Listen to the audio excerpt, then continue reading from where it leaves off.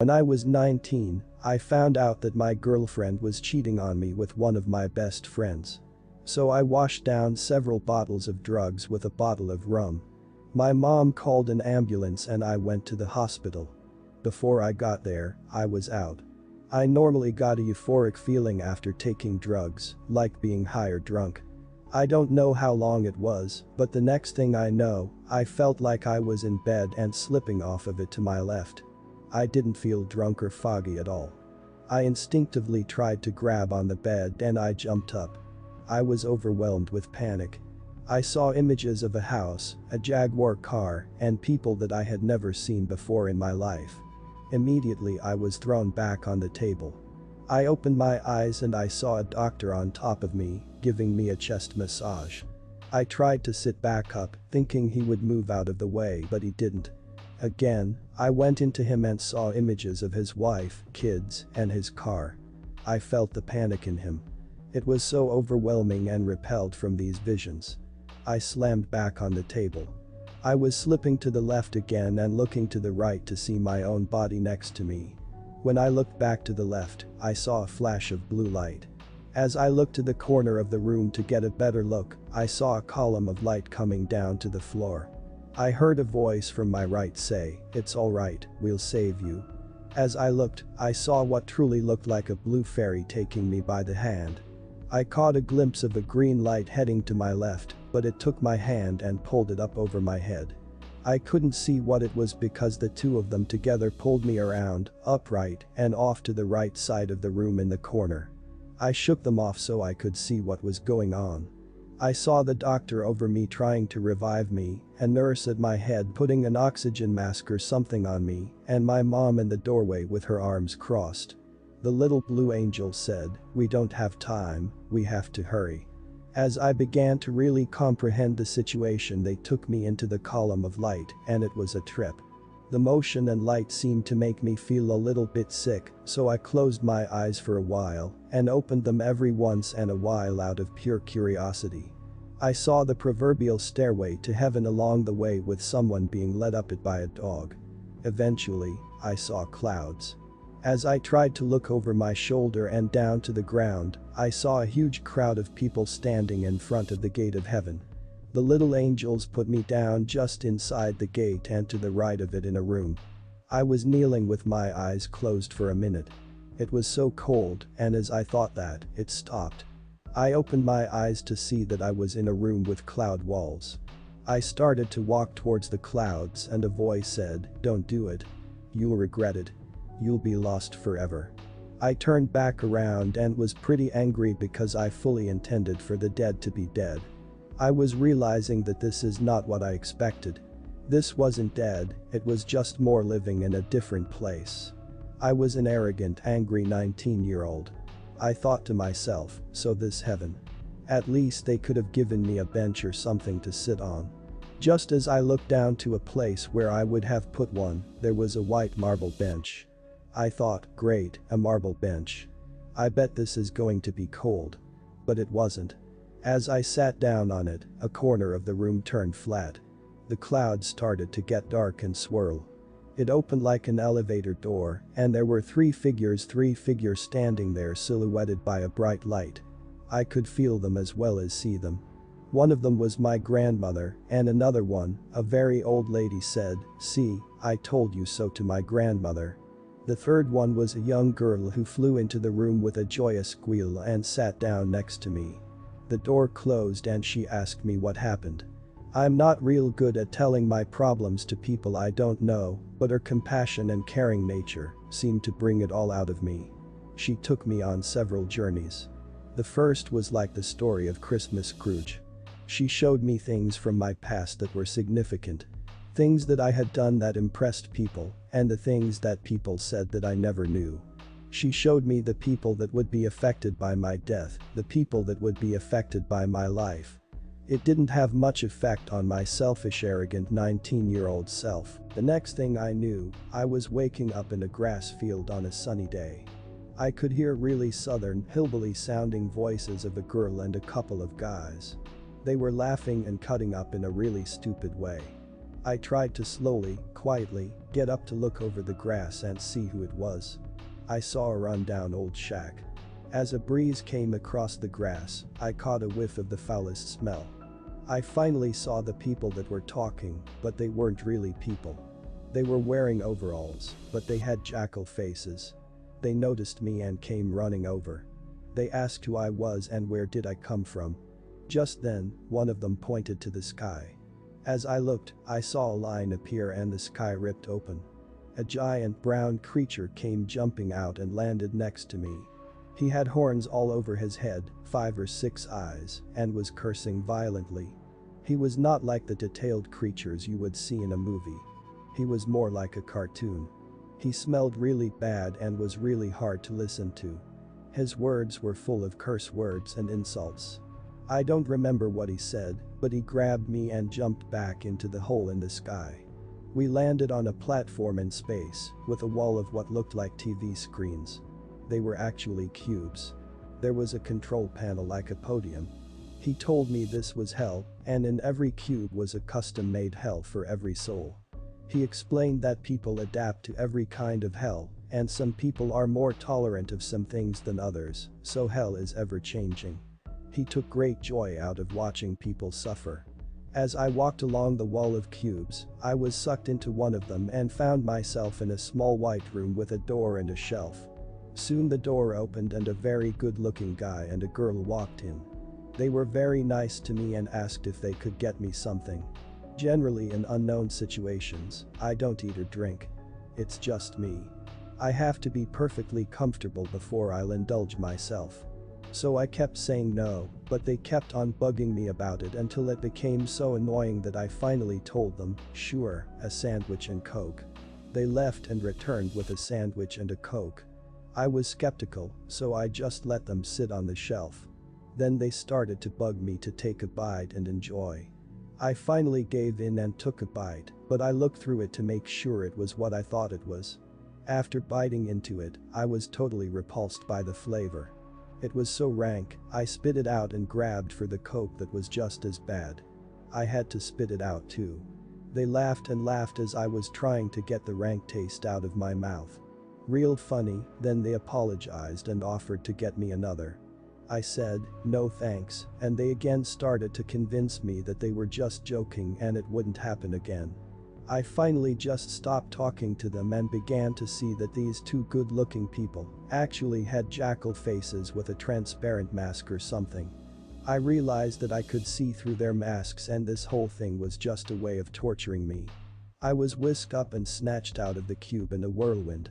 As I left the platform, I could hear the devil screaming, "Nuo." The next thing I knew I was being shown flashes of all the bad things I had ever done, and I was being put into other people's shoes as I was doing bad things to them. I could see how insensitive I was to people and didn't even know it. It was excruciating and overwhelming to relive things that I had forgotten about or just didn't care about. I was made to feel the way I made others feel. I was so cold and was shivering. I realized that I was somewhere. I opened my tear-filled eyes and found myself kneeling in a cave of some kind. It had a low ceiling and a cold wet floor and was very dark. I felt so alone and abandoned. I began to try to move through the cave in the dark. It was hard because I couldn't crawl without getting wet and I couldn't stand up because the ceiling was so low. I didn't want to get wet because I was so cold. Soon I saw an amber light ahead. I hoped that it would be warmer near this light. I could see other people near the light and found a crowd of people all kneeling at the side of an opening. I could tell there was a fire inside. I saw a girl kneeling with her wrists cut, a man with a rope around his neck, and another with the back of his head blown out. I could hear screaming from the cave ahead, and I was trying to get one of these people to talk to me and tell me where I was. One of them told me to be quiet or I would be next. Then a huge ugly demon reached out of the cave, grabbed them, and dragged them into the cave. I became worried that I would be next. I knelt down. As I closed my eyes, I was overwhelmed again with visions and emotions of all the bad things in my life. I opened my eyes and realized that I could not close them unless I wanted this to happen. I looked around and realized that this was why everyone looked like a bunch of zombies. You cannot close your eyes. You cannot talk to others. You cannot stand up. You cannot sit down. You can only kneel there on the tips of your toes and the points of your knees. All you could do was stare at the hole of fire, listen to the screams, and hope you are not next.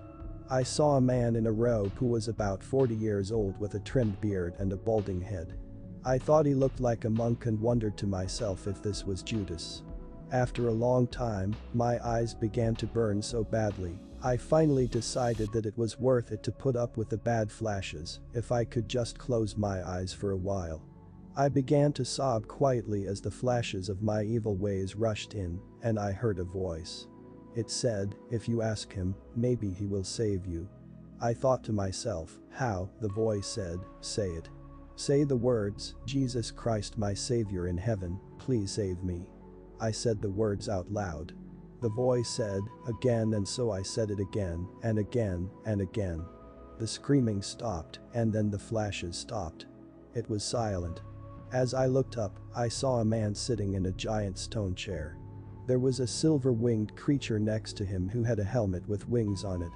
There was a woman on his left. She had some very old men behind her. We were on a platform in space, but the stars were eyes instead. I realized that this was Jesus, and the creature on his right was the angel of the Lord, and the woman on his left was the Blessed Virgin Mary. I can only guess that the old men had to be Abraham, Moses, or one of those important people, maybe the disciples Peter, Paul, or someone.